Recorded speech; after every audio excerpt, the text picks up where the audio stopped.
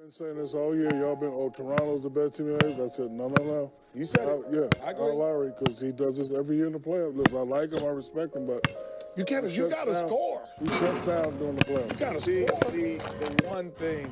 No, but no, I'm just saying the one thing that's interesting is that it's consistent. Every year. Because if you dominate, he dominates the regular season at times. And then to get to the playoffs and it's consistent, the behavior is consistent, then there has to be a routine change for me.